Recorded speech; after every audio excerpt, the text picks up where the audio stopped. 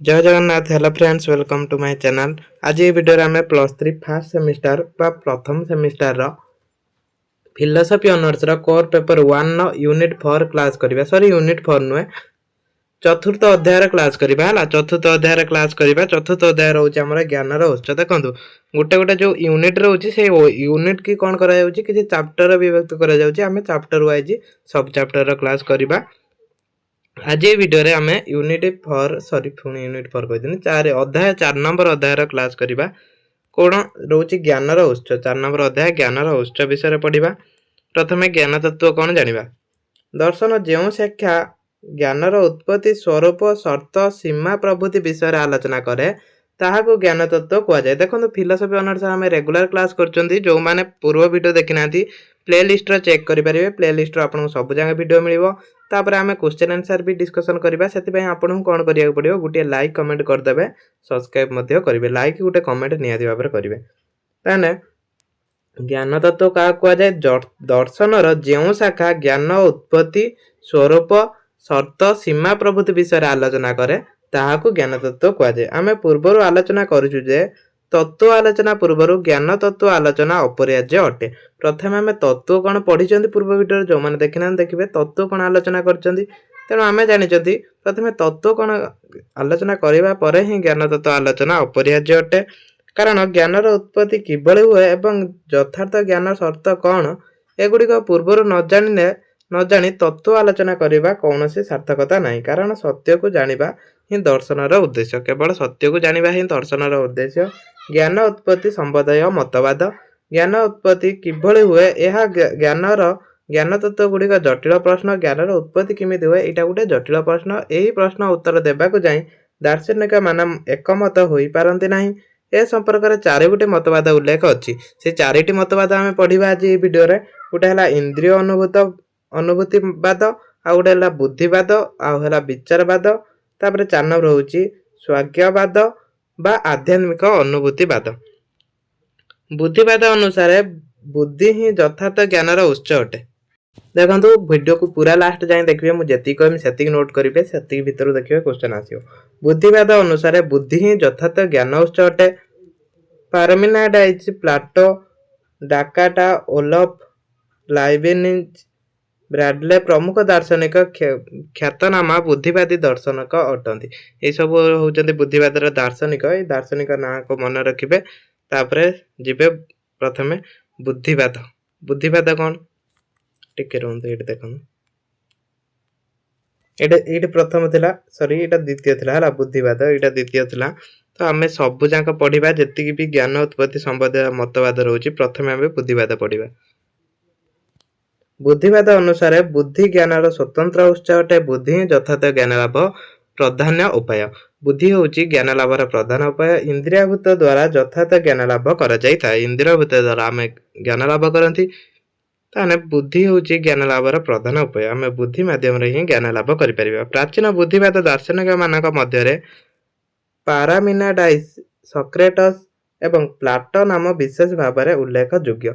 देखो सॉक्रेटस, प्लाटो आमे जानिचती जो माने कि ग्रीस रो दार्शनिक थिले, सेमानक नाम ए बुद्धिवाद दार्शनिक सहित प्रमुख भाव में जड़ित। सेमाने बुद्धिवाद मूल व्यक्ति को प्रकाश करथिले।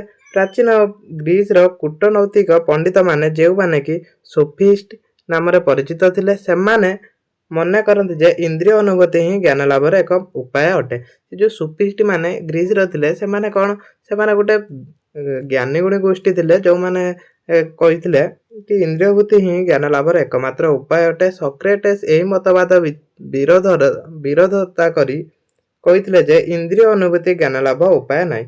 इंद्रिय अनुभूति रे ज्ञान लाभ उपाय नाई। बुद्धि ज्ञान लाभर उपाय अटे। बुद्धि होची ज्ञान लाभर उपाय। तांको मतरे समस्त ज्ञान आमे सामान्य धारणा साहाय्य रे पाइथाउ एवं बुद्धि साहाय्य रे आमे सामान्य धारणा गठन करू। दार्शनिक प्लाटोଙ୍କ मतरे आत्मा हेउची सक्रिय एवं बुद्धि ताहा सहजात क्षमता साहाय्य रे सेही ज्ञान लाभ करिताए। संवेदन अनुभूति आमको यथार्थ ज्ञान देई पारे नाही। एमानक साहाय्य रे आमे जेकोनसी लाभ करू ताहा परिवर्तन अनिश्चित अटे। एही सब साहाय्य रे आमे जेकोनसी ज्ञान लाभ करंती से सब कोन परिवर्तनशील अटे, अनिश्चित अटे। किंतु बुद्धि माध्यम रे आमे ज्ञान पाई परिबा। आधुनिक पाश्चात्य दर्शन इतिहास रे ଖ୍ୟାତନାମା ଆଧୁନିକ ଦର୍ଶନ ଇତିହାସ ଖ୍ୟାତନାମା ବୁଦ୍ଧିବାଦୀ ଦାର୍ଶନିକ ମାନେ ହେଉଛନ୍ତି ଡେକାର୍ତ, ସ୍ପିନୋଜା, ଓଲଫ ଲାଇବନିଜ, ବ୍ରାଣ୍ଡଲେ। ଏଇମାନେ ହେଉଛନ୍ତି ଯୋଉ ବୁଦ୍ଧିବାଦର ଦାର୍ଶନିକ ମାନେ। ଏମାନଙ୍କ ବିଷୟରେ ଟିକେ ଟିକେ ପଢିବେ। ଦେଖନ୍ତୁ କେତିକି ନୋଟ କରିବେ ମୁଁ ଏଇଠି କହୁଛି। ଏତିକି ବାଟ ଯାଏ ନୋଟ କରିବେ ବୁଦ୍ଧିବାଦର। ଆଉ ନୋଟ କରିବା କିଛି ଦରକାର ନାହିଁ। ବୁଦ୍ଧିବାଦର ମୂଳ ସୂତ୍ର ନୀତି, ଏସବୁ ନୀତି ଥିଲା ବୁଦ୍ଧିବାଦର ମୂଳ ସୂତ୍ର। ଦେଖନ୍ତୁ ମୁଁ ସବୁ ଡିସ୍କସନ କରିପାରୁନି, ଆମେ କ୍ୱେଶ୍ଚନ ଆନ୍ସର ଆଣିବା। ସେଥିପାଇଁ ଆପଣମାନେ ଚ୍ୟାନେଲକୁ ସବସ୍କ୍ରାଇବ କରନ୍ତୁ। ଯେତିକି ମେନ୍ ସାରାଂଶ ମୁଁ ସେଇଟା ଆପଣଙ୍କୁ ବୁଝେଇ ଦଉଛି। ଏଇଟା ଦେଖନ୍ତୁ ପ୍ରଥମେ ଆମେ ତ ଚାରିଟି ପଢିବା। ତାପରେ ଇନ୍ଦ୍ରିୟାନୁଭୂତିବାଦ, ଏଇଟା ପ୍ରଥମେ ଥିଲା କୋଉଟା ଇନ୍ଦ୍ରିୟାନୁବାଦ, କିନ୍ତୁ ଆମେ ଏଇଟା ସେକେଣ୍ଡରେ ପଢିଲେ। ଯୋଉଟା ସେକେଣ୍ଡ ଥିଲା ଆମର ବୁଦ୍ଧିବାଦ, ସେଇଟା ଆମେ ପ୍ରଥମେ ପଢିଦେଲେ। ତ ସେଠାରୁ କିଛି ନାହିଁ, ଆପଣ ଯୋଉ ଭଳିଆ ପଏଣ୍ଟ ଦେଇକି ଲେଖିପାରିବେ। ଇନ୍ଦ୍ରିୟାନୁଭୂତିବାଦ କଣ? ଏଠି ଦେଖନ୍ତୁ, ପାଶ୍ଚାତ୍ୟ ଦର୍ଶନ ଇତିହାସରେ ଇନ୍ଦ୍ରିୟାନୁଭୂତିବାଦ ଦାର୍ଶନିକ ଭାବରେ ଯଦିଓ ଜନଲକ ନାମ ହିଁ ସର୍ବଗ୍ର ଉଲ୍ଲେଖଯୋଗ୍ୟ, ତଥାପି ତାଙ୍କ ବହୁ ପୂର୍ବରୁ ଏହି ଅନୁଭୂତିବାଦ ଉଦ୍ଭବ। ଦେଖନ୍ତୁ, ସର୍ବଶ୍ରେଷ୍ଠ ଦାର୍ଶନିକ ଯୋଉ ଥିଲେ ଇନ୍ଦ୍ରିୟାନୁଭୂତିବାଦର, ସେ ଜନଲକ ଥିଲେ। କିନ୍ତୁ ତାଙ୍କ ପୂର୍ବରୁ ବି ଅନେକ ଅନୁଭୂତିବାଦର ଉଦ୍ଭବ ହୋଇଥିଲା।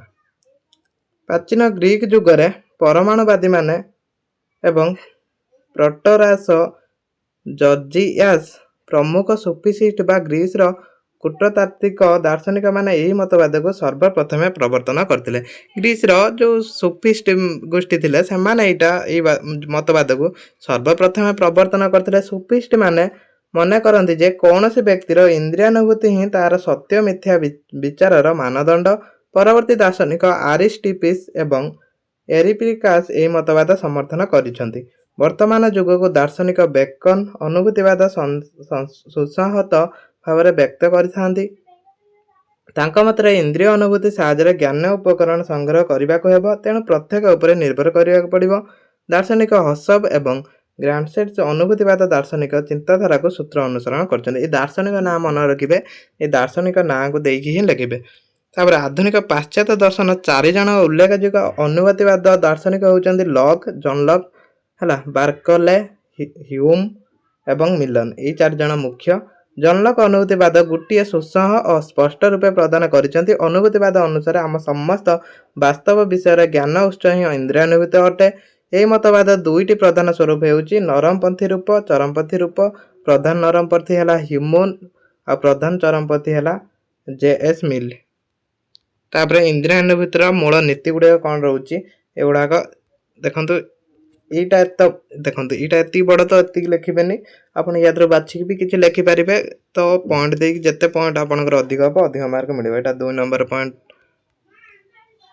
4 ନମ୍ବର ଦେଖନ୍ତୁ, ଏଗୁଡ଼ାକ ଆପଣ ନୋଟ୍ କରିକି ପଢ଼ିବେ। ଏଗୁଡ଼ାକ ଯୋଉଟା ବୁଝିବା କଥା ସେଗୁଡ଼ାକ ମୁଁ ଡିସ୍କସନ୍ କରୁଛି, ଏଗୁଡ଼ାକ ମୁଁ ଆପଣଙ୍କୁ ସେୟାର କରିଦେଉଛି। ଏ ସମାଲୋଚନା ପଢ଼ିବେନି, ସମାଲୋଚନା ବହୁତ କମ୍ ଆସେ। ଟିକେ ରୁହନ୍ତୁ। ତାପରେ ବିଚାରବାଦ, ଆମେ 4ଟି ବାଦ ପଢିବା। ଦେଖନ୍ତୁ, ଏଇଟା ବହୁତ ଇମ୍ପୋର୍ଟାଣ୍ଟ। ଏମିତି ବିଚାରବାଦ ବି ପଢିପାରେ। ବୁଦ୍ଧିବାଦ ଏବଂ ଅନୁଭୂତିବାଦ ହେଉଛି ଚରମ ମତବାଦ।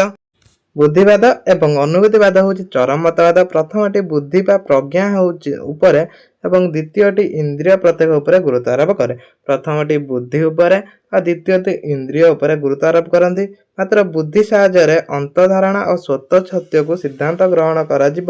ଯଦି ଜ୍ଞାନ ଲାଭ ଏକମାତ୍ର ଉପାୟ ହୁଏ, ତେବେ ଜ୍ଞାନ କ୍ଷେତ୍ରରେ ନୂତନତା ଆସିବ କେଉଁଠି? ଯଦି ଜ୍ଞାନ ଲାଭ ଏକମାତ୍ର ଉପାୟ ହେବ, ତେବେ ଜ୍ଞାନ କ୍ଷେତ୍ରରେ ନୂତନତା ଆସିବ କେଉଁଠି? ପୁନଶ୍ଚ ଇନ୍ଦ୍ରିୟ ପ୍ରତ୍ୟେକ ବା ଇନ୍ଦ୍ରିୟଭୂତି ଯଦି ଜ୍ଞାନ ଲାଭ ଏକମାତ୍ର ମାର୍ଗ ହୁଏ, ତେବେ ସର୍ବଜନୀନ ସ୍ୱୀକୃତି ଯଥାର୍ଥ ଜ୍ଞାନ କିଭଳି ମିଳିବ? କାଉଣ୍ଟ ଦେଖାଯାଇଛି ଯେ ଜ୍ଞାନ ଗୋଟିଏ ଦୃଷ୍ଟିକୋଣରୁ ଅଭିନ୍ନତ୍ୱ ଥିବା ପ୍ରୟୋଜନ ଏବଂ ଅନ୍ୟ ଗୋଟିଏ ଦୃଷ୍ଟିକୋଣରୁ ତାହା ସମସ୍ତଙ୍କ ନିକଟରେ ଯଥାର୍ଥ ହେବାକୁ ପଡ଼ିବ। ଜ୍ଞାନର ଆମେ ନୂତନ ବିଷୟରେ ଜାଣିଛୁ, ଅଥଚ ସେହି ଜ୍ଞାନକୁ ପୁଣି ସର୍ବଗ୍ର ଏବଂ ଅବସର ଶିକାର ହେବାକୁ ପଡ଼ିବ।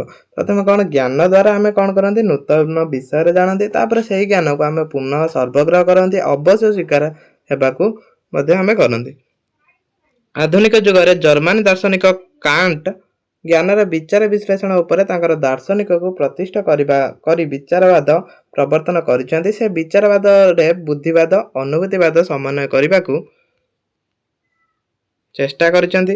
ତାଙ୍କ ମତବାଦରେ ଅଜ୍ଞାତବାଦ ଉପସ୍ଥିତି ଲକ୍ଷ୍ୟ କରାଯାଏ। ତାଙ୍କର ଏହି ମତବାଦକୁ ସେଥିପାଇଁ ବିଚାରବାଦ ବୋଲି କୁହାଯାଏ। ମନେ ରଖିବେ, ଏଇ ଯେଉଁ ବିଚାରବାଦ, ଏଇସବୁ ଯେଉଁ ମତବାଦ ଗୁଡ଼ାକ ରହୁଛି, ୟାର ଦାର୍ଶନିକଙ୍କ ନାଁ ମନେ ରଖିବେ, ଦାର୍ଶନିକ ନାଁ ସହିତ ଲେଖିବେ। ତ ଏଇଗୁଡ଼ାକ ଟିକେ ସ୍କ୍ରିନଶଟ୍ ନେବେ। ଜ୍ଞାନର ଆକାର କହିଲେ ଆମେ କ'ଣ ବୁଝନ୍ତି? କୌଣସି ବିଷୟବସ୍ତୁ ଯେପରି ଟେବୁଲ, ବହି ଇତ୍ୟାଦିକୁ ପ୍ରତ୍ୟକ୍ଷ ଅନୁଭବ କରିବାକୁ ହେଲେ ଆମେ ସେହି ବସ୍ତୁକୁ ଦେଶ ଓ କାଳ ମଧ୍ୟରେ ପ୍ରତ୍ୟକ୍ଷ କରିବାକୁ ହେବ। ଦେଶ ଓ କାଳକୁ ପ୍ରତ୍ୟକ୍ଷ ଇନ୍ଦ୍ରିୟାନୁଭୂତି ଆକାର ବୋଲି କୁହାଯାଏ। ତ ଏଇସବୁ ବିଚାର ବିମର୍ଶ କରେ ବିଚାରବାଦ। ତାପରେ ଲାଷ୍ଟ ଶେଷ ଯେଉଁଟା ମତବାଦ ରହୁଛି, ଟିକେ ରୁହନ୍ତୁ, କ'ଣ ରହୁଛି? ସ୍ୱଜ୍ଞାବାଦ ବା ଆତ୍ମା ଅନୁଭୂତିବାଦ। ଆତ୍ମ ଅନୁଭୂତିବାଦ କ'ଣ?